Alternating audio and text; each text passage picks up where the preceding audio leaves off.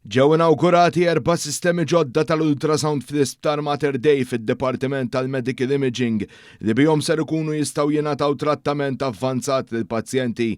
Dawn is-scanners ta' livell li jipprovdu immaġini ta' riżoluzzjoni avvanzata l-evalwazzjoni tal-organi addominali, pelviċi, muskoloskeletari, vaskulari, tas-sider u tat-tessuti rotob kif ukoll jipprovdu gwida preċiża għal proċeduri interventivi. Il-Ministru għas-Saħħa u l-Anzjanità Attiva Ġotjana Bela spjega kif is-sistemi ta' dawn ultrasounds huma mamra b'teknoloġiji avvanzati fosthom intelligenza artifiċjali, elastografija shearwave għall-eżamijiet tal-fibrożi tal-fwiet u ultrasound bil-kontrast sabiex tittejjeb l-effiċjenza tal-eżamijiet, l-eżattezza diagnostika kif ukoll l-ippjanar tal-kura.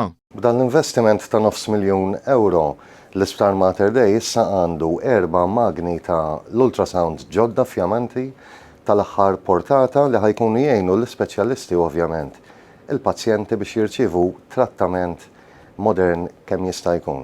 Min-naħa tagħha Dr. Martina Xkembre qalet kif grazzi għal waħda minn dawn il-magni ser ikun qed jiġi offrut is-servizz ta' bawel ultrasound. Huwa ultrasound tal-musrana żgħira u l-musrana l-kbira li ħatejna biex ngħinu l-pazjent biex nimmonitorjaw kundizzjonijiet infjammatorji tal-musrana u anke ir-rispons għal ċertu treatment li nagħtu lill-pazjent.